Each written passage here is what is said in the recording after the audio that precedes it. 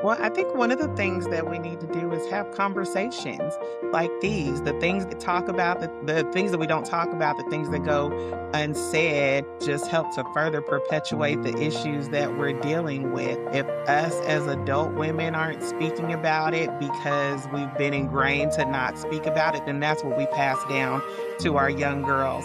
However, I will say that I am so proud of this generation. I remember back when I was in school, it was, you had to hide your feminine products in a bag to walk to the bathroom, and it was such an embarrassing thing. And these young girls they have agency. They're talking about their bodies. They're having those conversations with each other. And I think partly because of social media has made it more socially acceptable to have those conversations. But I think even within our homes, we have to have those conversations because it's happening. Life is happening. Our bodies are changing. Young women's bodies are changing. And so I think it starts with those conversations at home, in the school system, in health classes.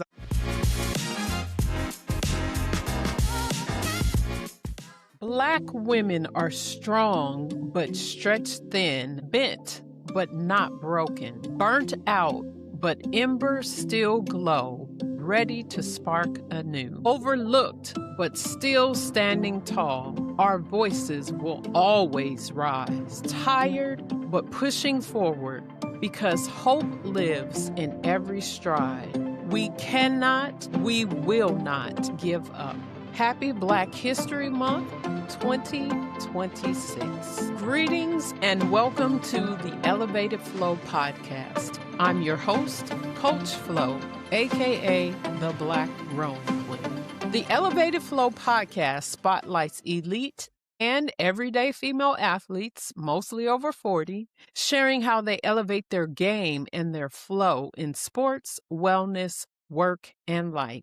These are powerful stories of strength, resilience, wisdom, and inspiration to help women stay active, age strong, and pass the torch to the next generation. Today, I have a very special guest with me, but we're going to do this podcast a little different. Today, we are talking about Black women job loss and work instability, the dismantling of DEI and support systems, burnout, mental health, and wellness, and the sports as a pipeline to confidence and leadership, youth, workforce, and the burnout pipeline. Real stories and real solutions of how we can prioritize wellness in the workplace. Today, I have a very special guest with me. Please help me welcome to this conversation, Miss Colleen Scott. Welcome to the Elevated Flow podcast. Colleen, how are you? I'm well. Hi, Flo. All right, so I'm going to give you a formal introduction. Colleen Scott, LCSW, is a licensed clinical social worker, therapist, and lifelong advocate for children, families, and individuals navigating life's challenges. She holds an associate's degree in criminal justice, a bachelor's degree in social work with a minor in Spanish, and a master's of science in social work from the University of Texas at Arlington. With over 17 years of experience, Colleen has worked across a wide range of settings, including juvenile detention centers, addiction treatment programs, schools, and most recently, private practice.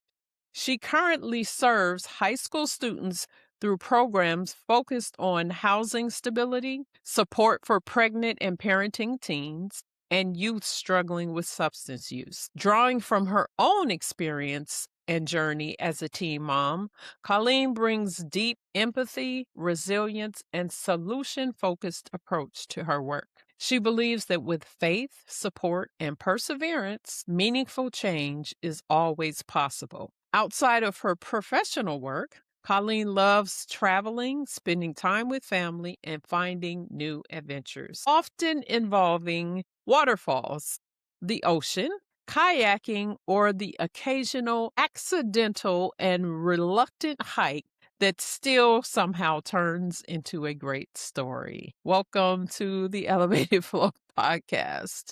And that is how we met on one of those adventures. We went camping. at the end of last year. So she says that she doesn't like to hike, but she is very active and somehow she accidentally finds herself hiking. Would you say chasing waterfalls? I love chasing waterfalls, even though TLC told us not to. I still chase them, and that's how I end up on these accidental hikes. Somebody says, "Oh, there's a waterfall somewhere," then I'm off to find it.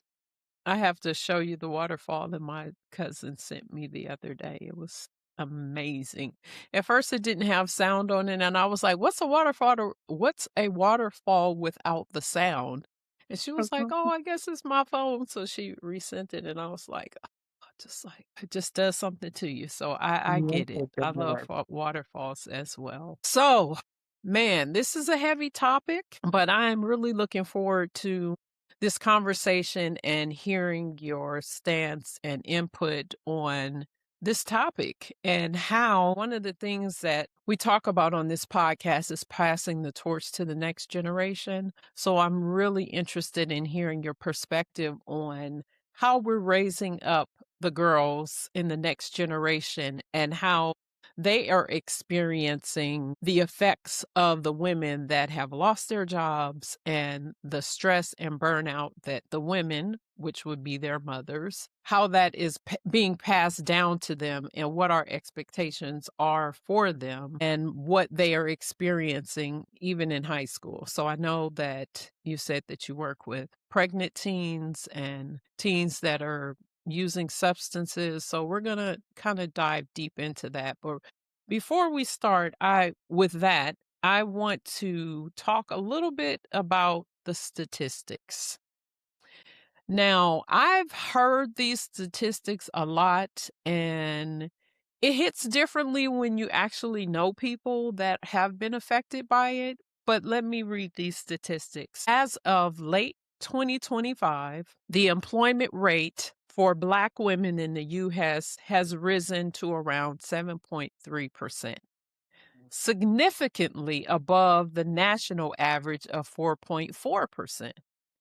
And that higher rate is for most other genders and races. And that is jumped up from 5.4% in January of 2025 to a little over 7% by the end of last year, indicating growing job losses relative to other groups. Now, the other part about that is Black women tend to experience longer durations of unemployment than other groups and often averaging over 14 weeks out of work. Now, the federal job losses and broader impacts, research and reporting suggests that hundreds of Black women lost jobs, left the labor force, or were pushed out in 2025 amid federal workforce reductions and broader labor market shifts, with estimates, like I said, in the low hundreds of thousands. And I wouldn't say low, I would say mid, because anywhere, I mean, they're talking 300 to 400,000. And these are like not just numbers, these are actual people. And I'm Live. going to share stories about people that I know personally that have been affected by this. So, some of the things that this causes is a loss of confidence, self esteem. It can cause homelessness, loss of meals, homes. Well, I talked about homelessness, but it is really devastating, and just to think of being out of work for more than 14 weeks. Now, also something else that is causing that loss is DEI rollbacks. And we know what that's a result of. And the reason that Black women lost their jobs with that is because they were some of the higher people that were in those particular careers and those industries as far as DEI. Now you think about like historically how Black women and when women or people of color were always like, we heard growing up the last to get hired and the first to get fired. And so with DEI, some of those jobs, well, we learned just in over the last year that a lot of the supportive systems that, or government support systems, especially, that people would think that most Black women are benefiting from, that we were not the ones that were really benefiting from them, but the DEI rollbacks, because there were Black women and women, people of color that were in those positions to help with diversity, equity, inclusion in the workplace. That's where we see a lot of the job losses as far as that's concerned.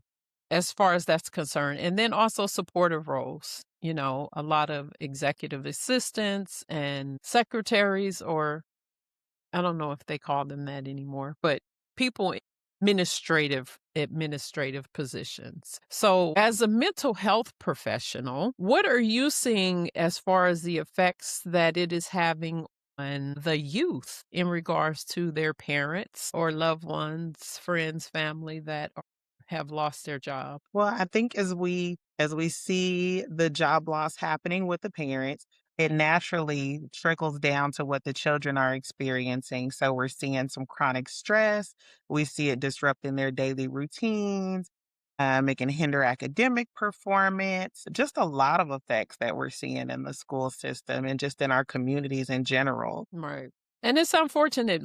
It's unfortunate because, when these types of cutbacks happen, Black women feel it the most. And we are strong, and it kind of goes back to what I guess it was a little poem that I said at the beginning. We're strong but stretched thin. And we have no other choice but to stand strong and be Mhm. strong. And it's kind of makes me think of that saying is what doesn't kill you will make you stronger. Sometimes it feels like the system is built against us. It is. And so we have to stay strong. And because of all the things that we overcome, we've become resilient. And a lot of those characteristics are formed. And, we talk about women in sports and being active on this podcast. A lot of those characteristics are developed when girls play sports. But the unfortunate part about that is even though girls build resistance, they build self-esteem, resilience, all of those things as a result of playing sports, what happens a lot of times is when they become high schoolers, they usually around the age of 14, a lot of girls drop out of sports. If they played long enough, from the statistics, we know that like 95% of women in C-suite positions have a sports background, and 56% of them actually played on the collegiate level. And when you look at the broader workforce, I think it's like 70 percentile where women in management and high earnings also grew up playing sports. But like I said, if they don't continue in sports past high school, then sometimes those things, and a lot of the reason why they don't continue after that is because of the stressors that are put on them. Mhm. Whether they're going through puberty. I was thinking about this as I was preparing for this episode. I was thinking about when we're younger as women, we have to deal with going through puberty. We have to, starting our cycle and the things that we have to deal with as far as our attitude, hormonal changes, all of those things that make you not want to be around other, especially boys. Like, you don't want to be around people, you have to deal with the pain, the cramps, and all the things that come along with the hormonal changes when you're going through your cycle or starting your cycle. And I was thinking about that and I was like, wow, there's two times in our life where we're concerned with that type of thing. I have a group of women that are rowers around the world, a Facebook group. And this woman was talking about how one of the other groups that she's a part of, how the men are always talking about their performance and all of that. But then it's like no place for women to talk about the things that they're going through. So this is another time at the beginning of life and then Mhm. towards midlife and beyond where we're dealing with perimenopause and menopause. But all of these things are happening to women, and even in the workforce, they're there's not understanding. So, one of the things that I want to talk about is how we can prioritize mental health as well as physical health and overall wellness in the workplace. What are some things that you believe that corporations and schools even can do to make sure that the girls have the support that they need to succeed?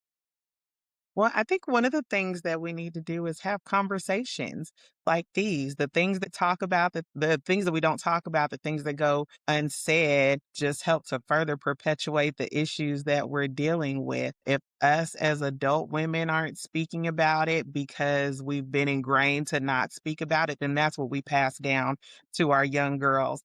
However, I will say that I am so proud of this generation. I remember back when I was in school, we like it was you had to hide your feminine products in like a bag to walk to the bathroom, and it was such an embarrassing thing. And these young girls they have agency. They're talking about their bodies. They're having those conversations with each other. And I think partly because of social media has made it more socially acceptable to have those conversations. But I think even within our homes, we have to have those conversations because it's happening. Life is happening. Our bodies are changing. Young women's bodies are changing. And so I think it starts with those conversations at home, in the school system, in health classes. I know a lot of those have been removed for one reason or another, but I think that's probably the most one of the most important things we can do is just talk about it, have the conversation so that we can get to the other issues. If we can talk about what's happening with young women and why they may be leaving sports systems, whether it's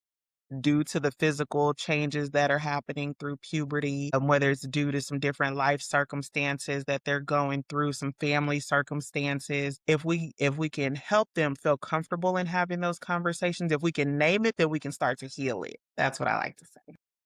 Okay. So, what do you think are some of the reasons that youth, I know it's exploration, but because you work with youth that are experiencing substance abuse and pregnancy, what do you think is kind of pushing them towards that area? Like I said, I know it's, exploration, but are there other things that may be causing them to move in that direction? Yeah, I think, we all want to get to a point where we feel comfortable. And for a lot of our kids, they may feel comfortable with a partner and exploring. Like you said, their hormones are changing. And so they have those natural urges that are arising. And if we haven't had certain conversations to talk to them about how to maintain safety, how to keep yourself safe, how to prevent pregnancy or prevent acquiring STDs, then they don't know. It's not always easy to find medically accurate information on social media, depending on where you're looking. And that's where a lot of our kids are getting their information. As far as substance use, again, going back to wanting to feel safe and comfortable and to cope, a lot of our kids use that as a coping mechanism, or maybe they start out and it's just experimentation and don't realize how easily it is to become addicted. Their brains are so susceptible at such a young age that they may try it hanging out with friends and then don't realize it's an addiction. It just seemed like something fun at first, but then it's like, oh, I need to vape before I go to school. Oh, I need to smoke before I take this test. Oh, well, this pill helps me forget about such and such problems and whatever stressors that I'm going through. So it makes me feel good. Not realizing the chemical changes that are happening in their body and their brain that's making them want to crave those substances more and more as it goes on. I don't think anybody ever sets out with the idea of like, "Ooh, I want to be addicted to something." Of course not. But it's It just interesting because there are so many people that are, what do they call them? When they're, goodness, the word escaped me. When they're able to go to work and still not like productive, functional. functional addicts, even in the workplace, and it's like, yeah, those stressors just feel like a lot of people drink. And I know that that's acceptable because it is legal, but it amazes me how many people even go out to lunch during the workday and have Mhm, drinks. It's like, oh, okay, and that's acceptable. mhm. Yes, and it wouldn't be acceptable if it was another substance. Again, maybe because it's legal. I think we see it more on TV. We see it in social media. We see our favorite characters say, "Oh, girl, I had a long day at work. I'm about to go pop open this bottle of wine." And so, how many bottles of wine is it? Is it a bottle of wine every night? Are we going through the whole bottle? And so the lines are kind of blurred between, occasional drinking, overindulgence, addiction. Those lines kind of get blurred. And especially for our young kids, again, going back to we're not having those conversations. Okay, well, if it's okay to go home and indulge in a glass of wine because it's legal, what about in states where marijuana is legal?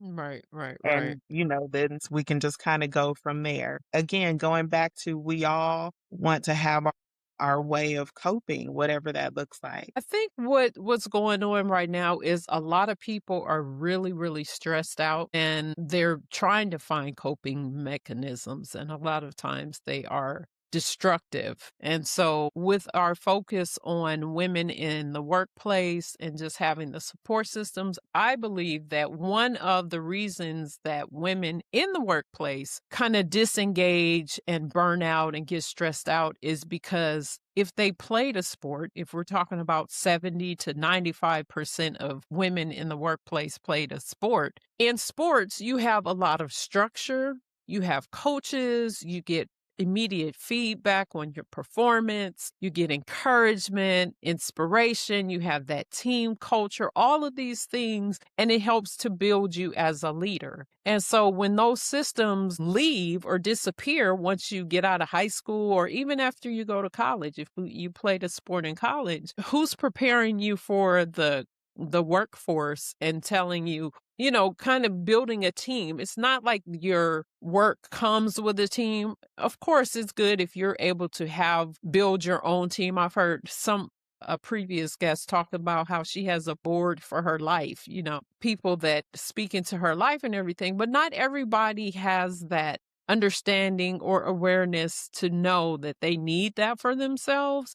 And so they get into these corporate companies and everything, and the systems and the structure, the coaching, all of that they were used to playing a sport, leadership, it all falls away, and then they're trying to find their own way. I know so many people that say they start jobs where they are just expected to know what their job is. They don't get any kind of training. So it's like, okay, well, just because you went to school or whatever, some people go straight from school to a job and they don't have any kind of it goes back to that whole thing where it's like, oh, well, how are you going to get experience if no one ever gives you a chance? So you got to have experience. But then sometimes you get into these jobs and they're not giving you any coaching, any training, and then they expect you to perform. And so these companies really, I believe, need to just think about like supporting the overall human and not just the performance or the output, but really prioritizing wellness. Now we're talking about all of these women that lost their jobs. And I was saying like these numbers seem so overwhelming. And even when I first heard it, I was just like, 400,000, like how did they figure that out? And I was thinking about how I don't know if they're still teaching this, it's like go to school, get a good job, go to school, go to college, get a good job with benefits or one of those good old government jobs. Them good old government jobs. You set if you get a good and to Mhm. think that so many Black women especially hold positions in government. I think that's the largest percentage of employees in government is Black women. So to think about all of these women with these good old government jobs that have lost their jobs, I know people personally that lost their job. I have a friend that I was talking to. We just text the other day. She said, "This is the longest that I've ever been without gainful employment." And, she's like, "I'm applying." And with all of these systems and everything that are either they are dismantling or they have been allowed to almost like discriminate. Mhm. Unfortunately, that's what it boils down to. Discriminate. there are a lot of people that are, it's like, where do they go? Where do we go from here, as far as if that system is not in place anymore, where you leave college and you get a good government job? Like, what are we teaching our college students, even? Because you don't Mhm. go to college, most colleges, and they're not developing you to become an entrepreneur or start your own company. They're developing you to be an employee. So I feel like we need to kind of change the narrative of what it is that we look at as success and what it is that we want to build for our future, and not always depending on someone else to provide that for us. I agree. When I think about what you just said, it really made me, take a pause and think about the emotional impact that that must have. Because, like you said, we were taught go to school, get a good job, make it a career, put in your 20, 30, 40 years, retire, and, maybe get a pension and a watch, you know, Or a clock. or a clock. Right. Um, but Or a think about, pen. if that's how we were raised, that is how we were raised, go to school, get a good job. And then when that doesn't come true, when you still have several more years left in your career and now you're maybe forced out of your career, think about that, about the emotional toll that that has to take, not just on the woman herself, but on the other people in her life, especially her Mhm. children, watching her go through that and navigate these situations. Meanwhile, you may have been saying the same thing to your own children. Well, I want you to do what I did, go to school, get a good job, work for the government, start a career, raise a family or live your life however you choose to do it. And then now these same children that you've taught that to are looking at you, well, like, well, that's, the dream you sold me, the dream that was sold to you is not looking like a viable opportunity. And so again, that stress just passes down. And like you said at the beginning, we are super resilient. We are strong women. And but the balancing act of those two roles of remaining resilient and navigating being back on the job search after you've had a long-term career Right. has to take a toll, not just on women, but the other people in our lives. Right, right, right. So we're starting to see a lot more chronic stress. Trying to, somebody was saying, what is it? Self. You got to be careful with these words on social media and stuff now. It's like the ideation, S ideation, anxiety, burnout. And it makes me think of when I was just talking about this. I think this was on the podcast where I was being interviewed. And I was saying, when I dealt with a loss of a job, and, I was stressed out and sad and, crying and all of that. And I just felt weak and like I wasn't strong. And I remember saying something to my daughter about that. And her perspective on it was very different, because we have to find a way. You know what I'm saying? Mhm. Like I said in the beginning, we can't give up. I mean, because what Your is mama. giving? I mean, if you give up, what are you gonna do? Seriously, like, because I was in a position before where I was just like, okay, I don't want to do this anymore. But then it's like, okay, but what else are you gonna do? You have to get up and just keep living. We have to find a different way to survive. And I do appreciate that this generation, even though they seem so, I think it's a kind of a divide where there's this, I think it's Generation Y, because we're X, right? Generation Y, where there's like all of these people are just like entrepreneurs, and they're not letting, the old systems define them, and they're not Mhm. trying to get a job. And then you have somewhere they're still, because of their parents telling them that same thing. But I think that we have a lot more entrepreneurs in that generation. But the unfortunate part is they are actually the one generation that is a lot poorer, a lot more financially unstable than any other generation previous. Mhm. So, but that's something that I think that we need to start talking about. And I think that a lot more schools and organizations are working with people with entrepreneurship and financial literacy. So hopefully, at least the next generation. I agree with you. So on a couple different points. This generation is doing an excellent job of wanting to create their own thing and not fall in line with the system that we were told. Like we just said, go Mhm. to school, get a good job. They're like, well, I'm gonna make my own job. Like I don't want to work for somebody else. I want to set my own hours. It may not always be as fruitful at the beginning as they intended to be or even as they need it to be, but they're out here doing it when I think that's amazing. Well, one of the things that I want to impress upon women is number one, you're not alone. Obviously, there's hundreds of thousands of people that are out of work. And just because you're not working right now, it doesn't mean that you have failed or that you're broken. It's just it may not feel like it. It's a slight setback, but you know how they used to say, it's a step back to help you step up. So Mhm. just look at it like that. I think one of the things that when Black women are well and do well, I believe everybody benefits from it. And when we're hurting, everybody hurts because I believe that we're just the caretakers of the world.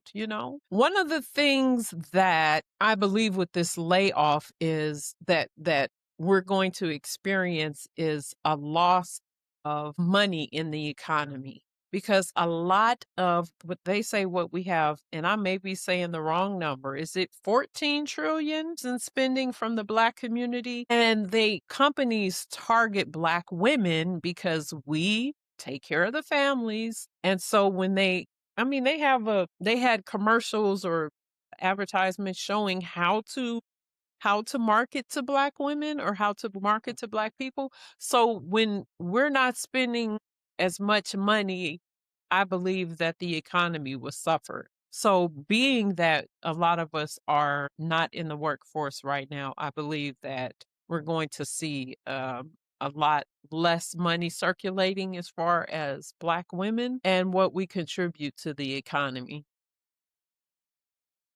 We'll see if that impact leads to some policy changes. Hopefully it will. Let's talk about some solutions. So, one thing that I believe that companies could do is really think about how they prioritize wellness and look at it as a priority and not as a perk. If you're leading high performers and wondering why they burn out, disengage, or plateau, this is for you. Former athletes and high achievers don't struggle because they lack drive or discipline. They struggle because the supportive systems that once supported them and fueled their growth are gone. You're ready to build a culture that supports the whole person at work and beyond. Let's talk. Click the link in the description to explore how we can partner to prioritize workplace wellness. Now let's get back to the episode.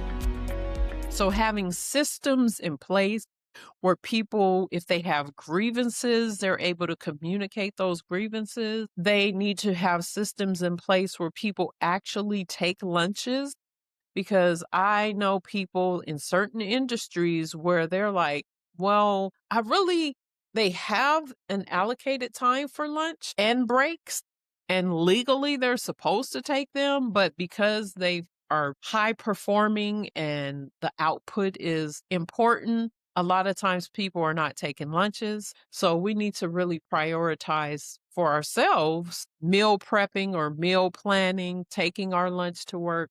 But like I said, in some industries where people don't have the time or they're eating on the go. Now, when I was a social worker, I will say that I used to eat and drive, but I did have the ability to sit at a park or something and eat. But we need to make sure that that's a priority. We need to prioritize our self-care. I love prioritizing experiencing blue spaces. So going to lakes and parks and green spaces, trees, and, all of those things to help with our mental health and our self care. So just really get to a point where we are setting an appointment for those things as though they were a doctor appointment, a date with a friend, things of that nature. And I actually have a resource. I know with Black women who we're doing a challenge right now, and I have a resource that people can use to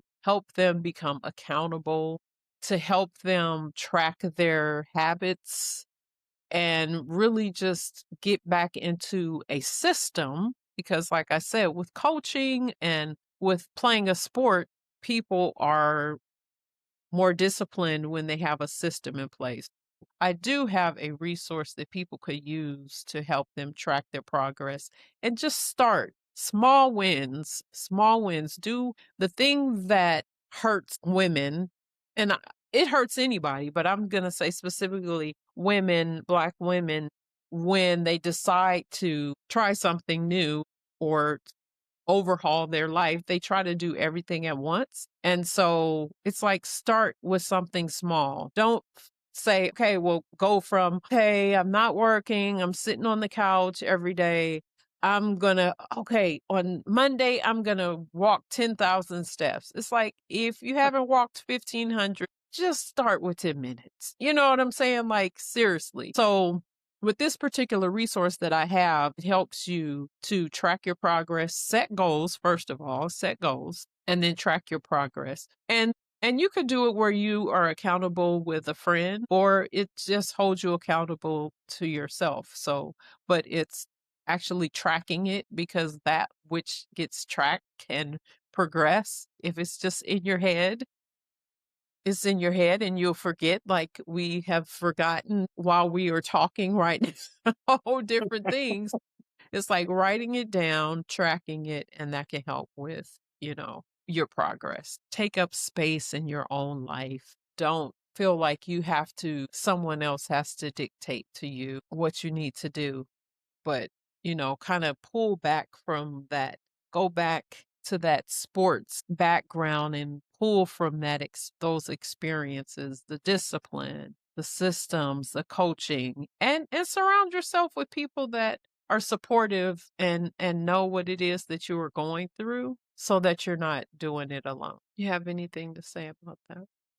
Yeah, I think also adding incentives. That's what works for me. Mm. I'm incentive driven, kind of like they say you can get a 3-year-old to do anything for a sticker. I'm kind of that way too. I'm a long way from 3 years old, but I like incentives too. And so I just joined a new gym, and for the amount of calories that you burn within 90 days, it ties into a merchandise credit in the store. And I think that's awesome because it makes me want to go more. I'm like, oh, I only burned, however many calories during that workout. Well, I need to see where I can fit another one in this week because I'm trying to get to the $30 package or whatever. And ooh, $40 package. And what can I get in here? What kind of, whatnot. So those different incentives. And I think whatever that is in our lives, if we're going to set goals and hold ourselves accountable, then we should also have some kind of reward at the end. Of course, the reward is that we Absolutely. will feel better, and that our mental health will improve, but we may not always see those things immediately. And so I know, we're probably not the best ideas to reward ourselves with food. I know people are Oh, like, oh, I worked yes. out good this week. I'm going to Right. reward myself with a cheat day. And then you just undid everything that you did. Right. Right. But maybe it's, for every day that I walk these 1,500 steps, where previously I've been walking maybe 300 steps. For every day I walk 1,500, I'm going to, you know, add a sticker to my water bottle because I really like putting stickers on there. And so, whatever those incentives look like for you, I think those are great forms of encouragement. And holding ourselves accountable because we all need those little wins to help push us forward. And with that said, I'm talking about tracking. One of the things that I encourage people to do is also journal. Journal. There was this saying when I was in network marketing. I trust a short pencil over a long memory. There it is, a short pencil over a long Mm. memory. So it's like write it down, don't try to remember, but track your progress in a way that you can actually look back because, like you said, you can't always see the mental health part of it. But if you are journaling, you could kind of go back and see the progress that you've made. And I journal every morning.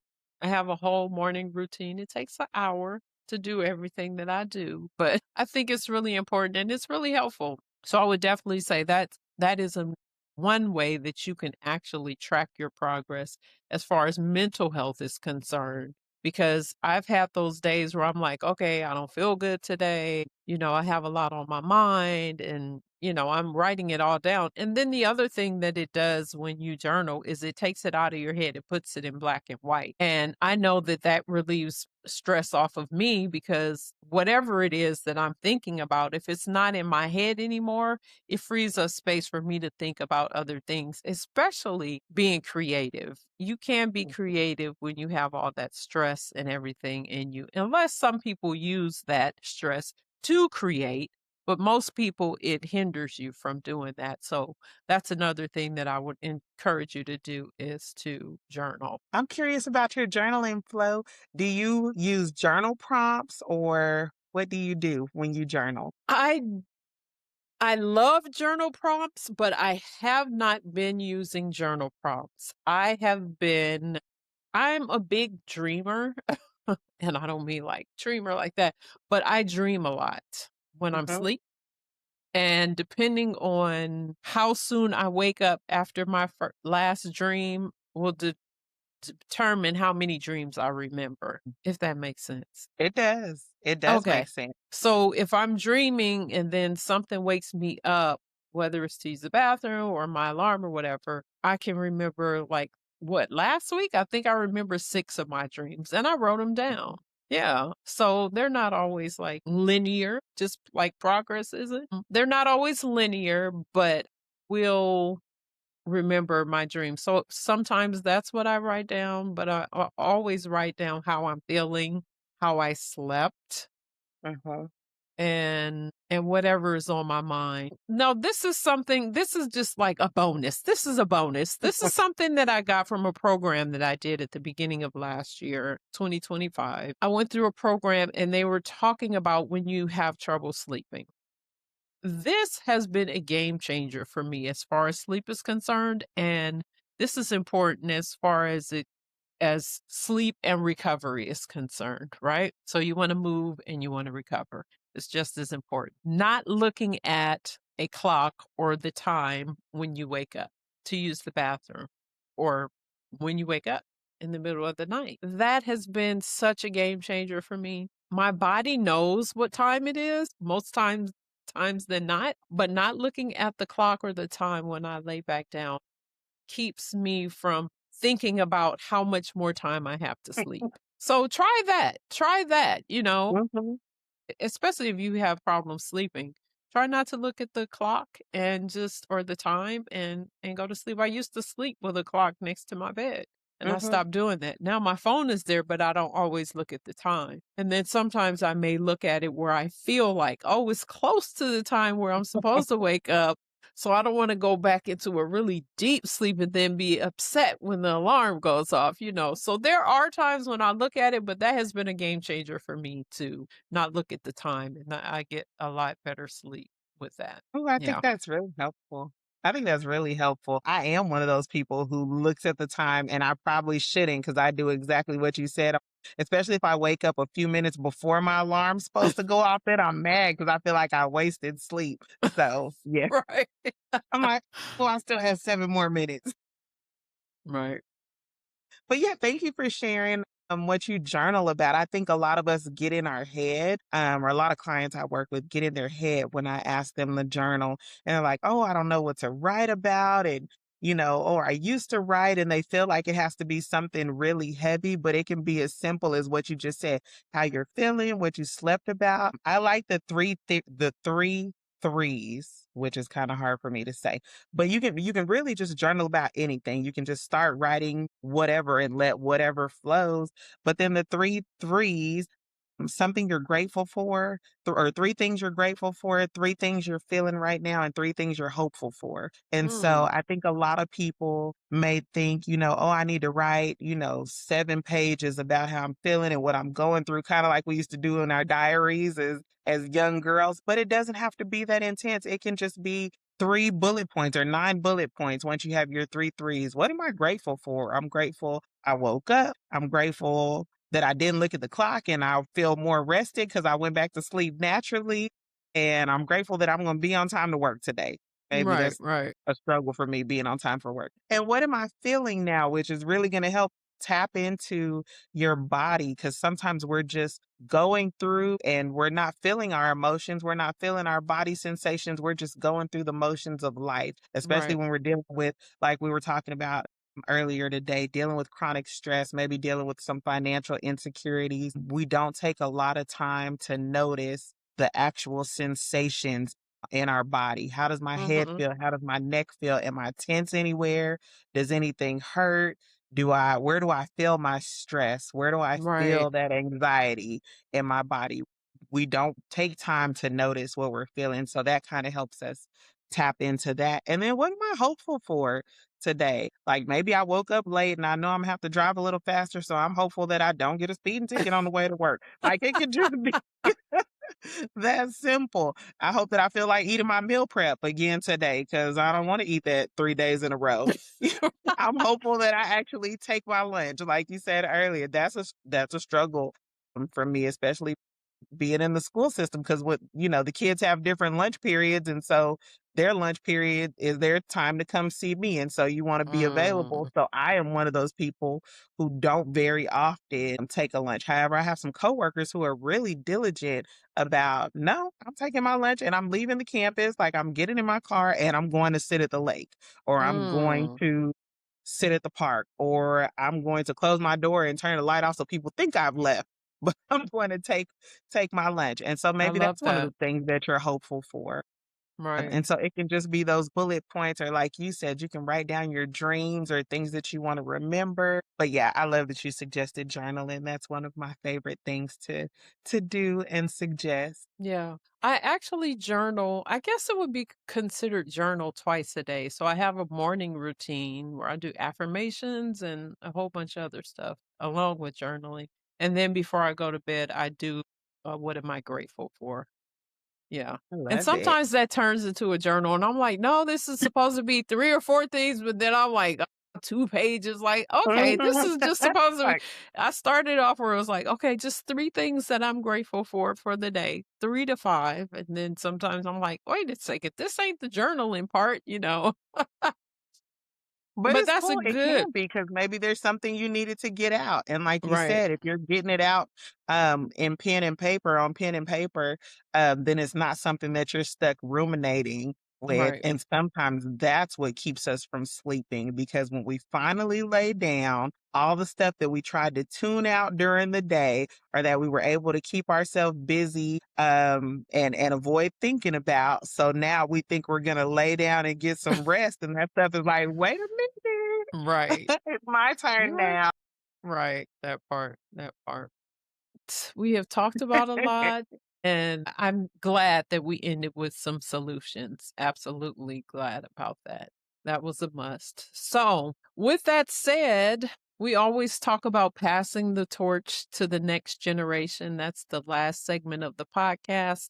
So, the things that we talked about right now can apply to the next generation as well. But women know that what you model, the next generation will normalize. They will copy, they will follow. There will be some that will resist it, but model mental wellness, health, recovery, self care.